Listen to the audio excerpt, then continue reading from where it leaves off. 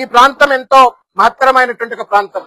తెలంగాణ రాష్ట్రం ఏర్పడిన తర్వాత తెలంగాణ తొలి ముఖ్యమంత్రిగా కేసీఆర్ గారు ఇక్కడికి వచ్చి ఎక్కడ కూర్చున్నారు, ఎక్కడ కూర్చొని 51 గొర్రెల యొక్క కుర్బానీ ఎట్లా చేయాలా అని చెప్పని ఆలోచన చేసిండ్రు.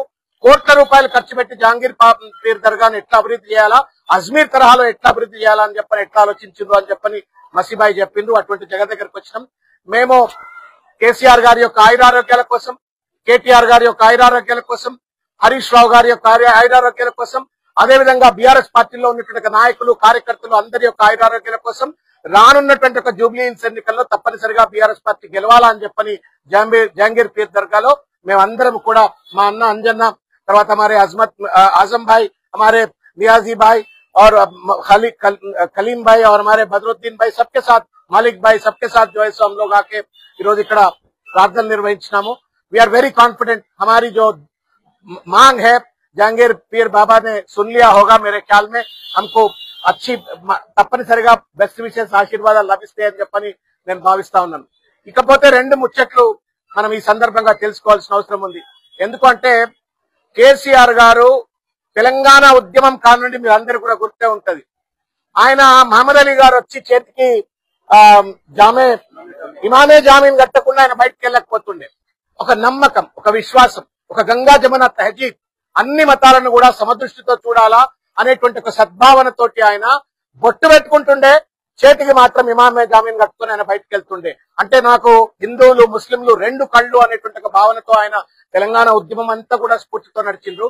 అదే స్ఫూర్తితో ఆయన పరిపాలన కొనసాగించిండ్రు. అందుకే ఇక్కడికి వచ్చి కోట్ల రూపాయలు జహాంగీర్ పీర్ దర్గాకి ఇచ్చి అజ్మీర్ తరహాలో అభివృద్ధి చేయాలనే ఆలోచన ఆయన చేసి దీని ఒక ముందుకు తీసుకొచ్చిన పరిస్థితిని గుర్తు చేసుకుంటూ వాళ్ళు అంత మంచిగా గంగా జమున తహజీబ్ ను కేసీఆర్ గారు కాలంలో మొదలు పెడితే ఒక కమ్యూనల్ రైట్ జరగల.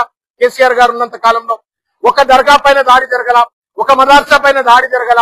ముస్లింలు హిందువులు అంతా కూడా అన్నల దమ్ములు లెక్క ఒక సంతోషకరమైన వాతావరణంలో ఉంటే ఇవాళ 24 నెలలు అయింది పెద్దసారి రేవంత్ రెడ్డి గారు అధికారంలోకి వచ్చిన తర్వాత ఎక్కడ చూసినా మెదక్లో మనం చూసినాం, మదర్సాల పైన దాడి చూసినాం, మత కల్లోలాలు రెచ్చగొట్టేటువంటి ఒక పరిస్థితి మనం మిగతా బైసా అటువంటి ప్రాంతాల్లో చూసినాం. అదేవిధంగా ఇవాళ కొడంగల్ రేవంత్ రెడ్డి గారి యొక్క సొంత నియోజకవర్గంలో ఇవాళ పెద్ద ఎత్తున అక్కడ ఉన్నటువంటి ఒక గ్రేవ్ యార్డ్ ను, అక్కడ ఉన్నటువంటి ఒక దర్గాను, అక్కడ ఉన్నటువంటి ఒక 100 సంవత్సరాల చిల్లాను కూడా విధ్వంసం చేసి బుల్డోజర్లు నడిపించి ఉత్తరప్రదేశ్ లో ఏ రకంగానైతే యూపీ యోగి ఆదిత్యనాథ్ గారు ఏ రకంగానైతే నడిపిస్తారో బుల్డోజర్లు ఇవాళ దర్గా పైన, అక్కడ ఉన్నటువంటి ఒక గ్రేవ్ యార్డ్ పైన రేవంత్ రెడ్డి గారి ప్రభుత్వం బుల్డోజర్ నడిపించింది. హైడ్రా పేరు మీద పేద మైనారిటీ వర్గాల ఇండ్ల పైన ఇవాళ పెద్ద ఎత్తున బుల్డోజర్లు నడిచిన పరిస్థితి చూస్తా ఉన్నాం. బోరబండలో 2.5 ఎకరాల కోసం గ్రేవ్ యార్డ్ ఇవ్వండి, మేము చనిపోతే మేము సమాధులు ఎక్కడ పెట్టుకోవాలో తెలుస్తలేదని చెప్పని వాళ్ళు అక్కడ పెద్ద ఎత్తున నిరసన, చిన్న శాంతియుతంగా నిరసన తెలియజేస్తే వాళ్ళ పైన ఇవాళ అక్కడ ఉన్నటువంటి ఒక మస్జిద్ కమిటీ సభ్యుల పైన జూబ్లీ హిల్స్ లో కేసులు పెట్టినారు. ఇట్లా ఒక పెద్ద ఎత్తున టిమ్రీస్ ను ఇవాళ మైనారిటీ రెసిడెన్షియల్ స్కూల్స్ ను క్లోజ్ చేసే పరిస్థితి కనబడతా ఉంది. బడ్జెట్ లో ఇవాళ పెద్ద ఎత్తున కటింగ్ చేస్తా ఉన్నాడు. బడ్జెట్ సరిగ్గా కేటాయింపులు చేయట్లేడు. అదేవిధంగా పెద్ద ఎత్తున మైనారిటీ డిక్లరేషన్ అని చెప్పని చేసిన దాన్ని ఏది కూడా అమలు చేయకుండా ఇవాళ మైనారిటీలకు అభివృద్ధిలో పెద్ద ఎత్తున విధ్వంసానికి కారకులవుతా ఉన్నారు. అదేవిధంగా వాళ్ళ అస్తిత్వాన్ని, వాళ్ళ యొక్క ఆత్మగౌరవాన్ని వాళ్ళ విధ్వంసం చేసే పరిస్థితి చేస్తా ఉన్నాడు.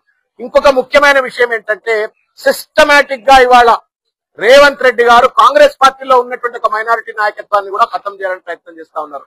షబ్బీర్ అలీ గారు మన అందరికీ తెలుసు, బాట్ పురాణా veteran leader of Telangana, minority leader. ఆయన రేవంత్ రెడ్డి కోసం ఆయన త్యాగం చేసి కామారెడ్డి వదిలిపెట్టి నిజామాబాద్ కు పోయిండు.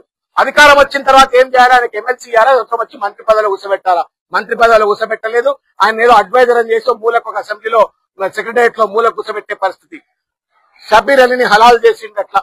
రెండవది అమీర్ అలీ ఖాన్ సియాసత్ తో పెద్ద ఎత్తున ప్రచారం చేయించుకున్నారు. ఎన్నికల సందర్భంలో అధికారంలోకి వచ్చిన తర్వాత రైట్ రాయల్ గా చట్టసభలో ప్రవేశం అయ్యేటువంటి ఒక వెసులుబాటు కలిగించేది పోయి లీగల్ లిటిగేషన్ లో పట్టుకొస్తే మనం చూసినాం. హైకోర్టు కొట్టేసింది, సుప్రీంకోర్టు కొట్టేసింది. అమీర్ అలీ ఖాన్ ని అట్లనే హలాల్ చేసిండ్రు. మూడోది మళ్ళీ అజరుద్దీన్, పెద్ద నాయకుడు, మనం అందరం గర్వపడేటువంటి ఒక పెద్ద నాయకుడు.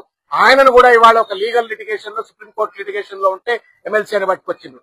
అంటే ఒక పక్కన ముస్లింల అభివృద్ధిని విధ్వంసం చేస్తా ఉన్నాడు, మరో పక్కన ముస్లిం నాయకుల యొక్క అస్తిత్వాన్ని వాళ్ళ పూర్తిగా కూడా విధ్వంసం చేసే ప్రయత్నం చేస్తున్నాడు.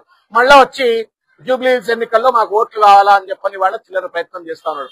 కాబట్టి నేను విజ్ఞప్తి చేసేది ఏంటంటే ఖాస్ తౌర్ సే మరి మొత్తం మైనారిటీ సోదరులందరినీ కూడా, హిందూ సోదరులందరూ కూడా రేవంత్ రెడ్డి గారు ఇవాళ ఏ రకంగా తెలంగాణలో చిచ్చు పెట్టే ప్రయత్నం చేస్తా ఉన్నారు, శాంతియుతంగా ఉన్నటువంటి తెలంగాణను ఒక విద్వేషభరిత విభాజన భరిత తెలంగాణగా ఎట్లా మారుస్తున్నారో దయచేసి అందరూ అర్థం చేసుకోవాలని చెప్పని చేతులెత్తి నమస్కారం చేసి విజ్ఞప్తి చేస్తా ఉన్నాను. మీడియా సోదరులకు హృదయపూర్వకంగా ధన్యవాదము. మీరు ఇక్కడికి వచ్చి మా యొక్క ఈ విజిట్ ను కవర్ చేసి మా యొక్క ప్రెస్ కాన్ఫరెన్స్ లో మీరు అందరూ పార్టిసిపేట్ చేసిండ్రు. వచ్చినటువంటి వాళ్ళందరికీ కూడా పేరు పేరున హృదయపూర్వకంగా ధన్యవాదాలు.